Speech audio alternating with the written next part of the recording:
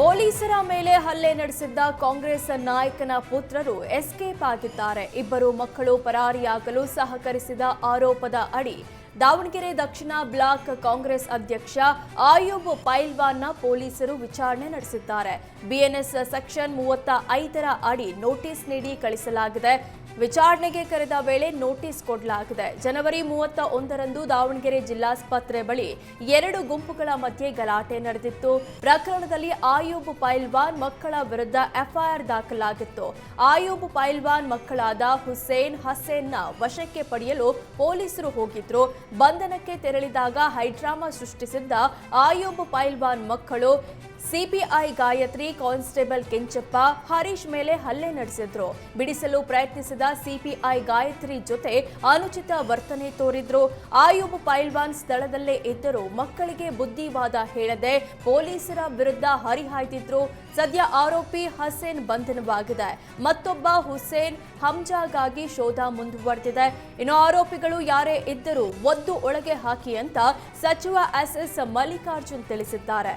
ಆರೋಪಿಗಳ ಪತ್ತೆಗೆ ದಾವಣಗೆರೆ ಎಸ್ಪಿ ಉಮಾ ಪ್ರಶಾಂತ್ ವಿಶೇಷ ತಂಡ ರಚಿಸಿದ್ದಾರೆ.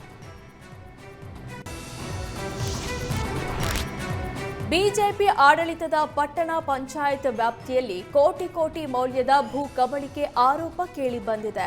15 ವರ್ಷಗಳಿಂದ ಒಬ್ಬರಿಗೂ ನಿವೇಶನ ಕೊಟ್ಟಿಲ್ಲ. ಬಡವರಿಗೆ ಸಿಗಬೇಕಾದ ಜಾಗ ಪ್ರಭಾವಿಗಳ ಪಾಲಾಗಿದೆ. ಮಂಗಳೂರಿನ ಕೋಟೆಕಾರು ಪಟ್ಟಣ ಪಂಚಾಯಿತಿ ವ್ಯಾಪ್ತಿಯಲ್ಲಿ ಅಕ್ರಮವಾಗಿದೆ. ಪಂಚಾಯತ್ ಸೂಚನಾ ಫಲಕ ಹಾಕಿದ್ರೂ ಅನಧಿಕೃತ ಕಟ್ಟಡ ನಿರ್ಮಿಸಿ ಸವಾಲ್ ಹಾಕಿದಂತಿದೆ. ಅನಧಿಕೃತ ಕಟ್ಟಡಗಳ ತೆರವಿಗೆ ನಿರ್ಣಯ ಕೈಗೊಂಡ್ರು ಕೋಟೆಕಾರು ಪಟ್ಟಣ ಪಂಚಾಯಿತಿ ಆಡಳಿತ ಮೀನಾಮೇಷ ಎಣಿಸಿದೆ. ಸರ್ಕಾರಿ ಜಾಗ ಭೂ ಮಾಫಿಯಾ ಕೈಯಲ್ಲಿದ್ರೂ ರಾಜಕೀಯ ಒತ್ತಡಕ್ಕೆ ಅಧಿಕಾರಿಗಳು ಮೌನ ವಹಿಸಿದ್ದಾರೆ. ಸರ್ಕಾರಿ ಜಾಗ ಎಷ್ಟಿದೆ ಅಂತ ಪಟ್ಟಿ ತೆಗೆದು ಅದನ್ನ ಪಟ್ಟಣ ಪಂಚಾಯತ್ ಹೆಸರಿಗೆ ಮಾಡಲು ನಾವು ತಹಶೀಲ್ದಾರ್ಗೆ ಮನವಿ ಕೊಟ್ಟಿದ್ದೇವೆ ಅಂತ ಕೋಟೆಕಾರ್ ಪಟ್ಟಣ ಪಂಚಾಯತ್ ಸದಸ್ಯ ಸುಜಿತ್ ಮಾಡೂರು ತಿಳಿಸಿದ್ದಾರೆ. ಪಂಚಾಯತಿ ಹೆಸರಿಗೆ ಆಗುವಾಗ ಅಲ್ಲಿ ಸಾಧಾರಣ ಒಂದು 2 ಮನೆಯೊಂದು ಅರ್ಧ ಮುಕ್ಕಾಲು ವಾಸಿ ಕೆಲಸ ಆಗಿತ್ತು. ಒಂದು ಮನೆ ಮಾತ್ರ ಸಂಪೂರ್ಣ ಆಗಿತ್ತು. ಮತ್ತು ಉಳಿದ ಸಣ್ಣ ಸಣ್ಣ ಶೆಡ್ಗಳನ್ನು ರಾತ್ರಿ ವೇಳೆ ಅವರು ನಮಗೆ ಗೊತ್ತಿಲ್ಲದ ಹಾಗೇನೆ ಮಾಡಿಕೊಂಡು ಹೋಗಿದ್ದಾರೆ. ಅಂದರೆ ಒಂದೇ ದಿನದಲ್ಲಿ ಆದಂತಹ ಕೆಲಸ ಅದು. ಈ ಅನಧಿಕೃತ ಕಟ್ಟಡವನ್ನು ನಾವು ಪಟ್ಟಣ ಪಂಚಾಯತಿಗೆ ಅದು ಜಾಗ 2.60 ಸೆನ್ಸ್ ಒಟ್ಟು ಸರ್ವೆ ನಂಬರಲ್ಲಿ ಜಾಗ ಇತ್ತು. ಅದರಲ್ಲಿ 1.35 ಸೆನ್ಸ್ ನಮ್ಮ ಪಟ್ಟಣ ಪಂಚಾಯತಿನ ಹೆಸರಿಗೆ ಆಗಿದೆ. ತದನಂತರ ನಾವು ಅದನ್ನು ಬೇಲಿ ಹಾಕಿದೆವು, CC ಕ್ಯಾಮರಾ ಹಾಕಿದೆವು, ಮತ್ತು ನಾಮಫಲಕ ಎಲ್ಲ ಹಾಕಿ ಇದು ನಮ್ಮ ಜಾಗ ಅಂತ ಹೇಳಿ ನಾಮಫಲಕ ಹಾಕಿದೆವು. ಸಾಮಾನ್ಯ ಸಭೆಯಲ್ಲಿ ನಿರ್ಣಯ ಮಾಡಿದ್ದೇವೆ ಅದನ್ನು ಡೆಮೊಲಿಷ್ ಮಾಡೋದು ಅಂತ. ಅದನ್ನು ಡೆಮೊಲಿಷ್ ಸೀದಾ ಹೋಗಿ ಮಾಡಲಿಕ್ಕೆ ಆಗೋದಿಲ್ಲ, ಅವರಿಗೆ ನೋಟಿಸ್ ಕೊಡಬೇಕಂತ ಹೇಳಿ ಸ್ವಲ್ಪ ಲಾಯರ್ ಹತ್ರ ಎಲ್ಲ ಡಿಸ್ಕಸ್ ಮಾಡುವಾಗ ಹಾಗೆ ಒಂದು ಕಾರಣ ಸ್ವಲ್ಪ ಅದು ಡಿಲೇ ಆಯಿತು. ಈಗ ಅದರ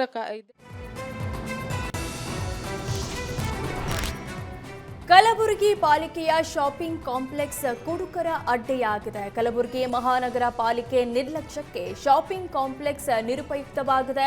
2018-19ರಲ್ಲಿ ಕಾಮಗಾರಿ ಆರಂಭವಾಗಿ 2020ರಲ್ಲಿ ಶಾಪಿಂಗ್ ಕಾಂಪ್ಲೆಕ್ಸ್ ಕಟ್ಟಡ ಕಾಮಗಾರಿ ಪೂರ್ಣವಾಗಿದೆ. 1,80,00,000 ರೂಪಾಯಿ ಅನುದಾನದಲ್ಲಿ ಶಾಪಿಂಗ್ ಕಾಂಪ್ಲೆಕ್ಸ್ ನಿರ್ಮಾಣವಾದರೂ ಬಾಡಿಗೆ ಕೊಟ್ಟಿಲ್ಲ. ಹೀಗಾಗಿ ಶಾಪಿಂಗ್ ಕಾಂಪ್ಲೆಕ್ಸ್ ಕುಡುಕರ ಫೇವರೇಟ್ ಅಡ್ಡೆಯಾಗಿದೆ. ಪಾಲಿಕೆ ನಿರ್ಲಕ್ಷ್ಯಕ್ಕೆ ಸಾಮಾಜಿಕ ಹೋರಾಟಗಾರರು, ವ್ಯಾಪಾರಸ್ಥರು ಆಕ್ರೋಶ ವ್ಯಕ್ತಪಡಿಸಿದ್ದಾರೆ. ಕೂಡಲೇ ಹರಾಜು ಮೂಲಕ ಶಾಪಿಂಗ್ ಕಾಂಪ್ಲೆಕ್ಸ್ ಹಂಚಿಕೆ ಮಾಡಬೇಕೆಂದು ಆಗ್ರಹಿಸಿದ್ದಾರೆ. ಕಲ್ಯಾಣ ಕರ್ನಾಟಕ ಅಭಿವೃದ್ಧಿ ಮಂಡಳಿಯಿಂದ 2019 ಮತ್ತು 20ನೇ ಸಾಲಿ 1.80 ಕೋಟಿ ರೂಪಾಯಿಯನ್ನು ಕೊಡೋ ಮೂಲಕವಾಗಿ ಇದು ಶಾಪಿಂಗ್ ಕಾಂಪ್ಲೆಕ್ಸನ್ನು ಈಗಾಗಲೇ ನಿರ್ಮಾಣ ಆಗಿ 6 ವರ್ಷ ಕಳೆಯಿತು. ಆದರೂ ಕೂಡ ಇದನ್ನು ಟೆಂಡರ್ ಕೊಡುವಲ್ಲಿ ಎಲ್ಲೋ ಒಂದು ಕಡೆಗೆ ಮಹಾನಗರ ಪಾಲಿಕೆಯ ಮಹಾಪೌರರು ಮತ್ತು ಸ್ಥಳೀಯ ಅಧ್ಯಕ್ಷರುಗಳು ಇವರೆಲ್ಲರ ಒಂದು ಹಿನ್ನಡೆಯಿಂದ ಇವತ್ತು ಯಾರಿಗೂ ಕೂಡ ಟೆಂಡರ್ ಕೊಡದೆ ಇವತ್ತು ಕುಡುಕರ ತಾಣವಾಗಿದೆ. ಹಾಗಾಗಿ ಇದು ತುಂಬ ಬೇಜಾರ ಇದೆ. ಇದನ್ನು ಸದುಪಯೋಗ ಪಡಿಸ್ಕೋಬೇಕು. ಈ ಒಂದು ಬಾಡಿಗೆ ಕೊಡೋ ಮೂಲಕವಾಗಿ ಆದಾಯವನ್ನು ಮಹಾನಗರ ಪಾಲಿಕೆಯ ಪೌರ ಕಾರ್ಮಿಕರಿಗೆ ಸಂಬಳ ಕೊಡೋಕ್ಕಾದರೂ ಒಂದು ಅಭಿವೃದ್ಧಿಗೆ ಆಗ್ತದೆ ಅನ್ನುವಂಥ ಒಂದು ಮನವಿ ಇದೆ. ಈ ಒಂದು ಶಾಪಿಂಗ್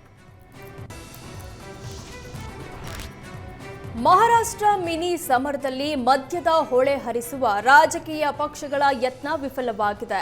ಜಿಲ್ಲಾ ಪಂಚಾಯಿತಿ, ತಾಲೂಕು ಪಂಚಾಯಿತಿ ಚುನಾವಣೆಗಾಗಿ ಗೋವಾದಿಂದ ಮಹಾರಾಷ್ಟ್ರಗೆ ಅಕ್ರಮ ಮದ್ಯ ಸಾಗಾಟ ಮಾಡಲಾಗ್ತಿತ್ತು.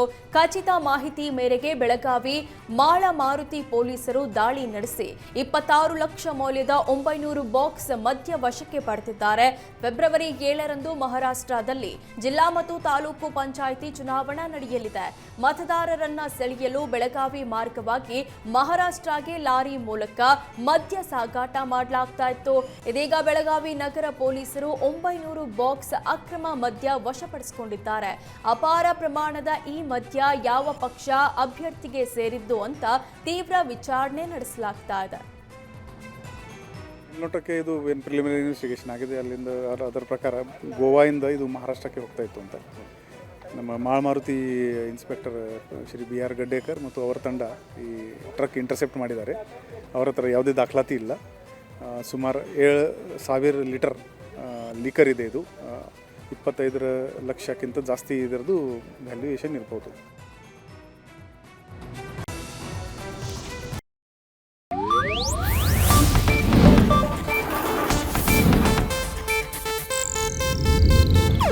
ಇದು ಏಷ್ಯಾನೆಟ್ ನ್ಯೂಸ್ ನೆಟ್ವರ್ಕ್ ಪ್ರಸ್ತುತಿ.